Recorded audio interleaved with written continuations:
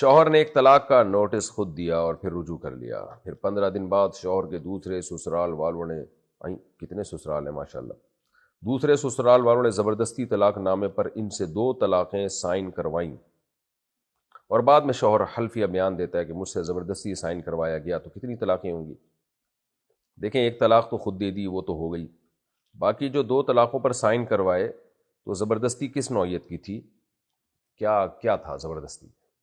تو وہ زبردستی کی ڈیٹیل جب تک سامنے نہیں آئے گی فتویٰ دیا نہیں جا سکتا. اگر ریٹن طلاق زبردستی دلوائی جائے تو نہیں ہوتی، لیکن زبردستی کسے کہتے ہیں وہ ڈیٹیل سامنے آئے گی تو پتہ چلے گا. بعض دفعہ وہ زبردستی نہیں ہوتی، آدمی اس کو زبردستی سمجھ رہا ہوتا ہے، تو اس کو تھوڑا سا ڈانٹا، سائن کرو، وہ اس تھوڑی سی ڈانٹ کی وجہ سے سائن کر دے، تو اس کو زبردستی تو نہیں کہتے. تو واقعی اگر زبردستی ہے، جان کا خوف تھا یا مارنے پیٹنے کا خوف تھا یا یہ خوف تھا کہ ابا یا اماں ڈپریشن سے ہارٹ اٹیک ہو سکتا ہے کسی کو، اس نوعیت کا اگر خوف ہو تو پھر زبردستی طلاق لکھنے سے نہیں ہوتی.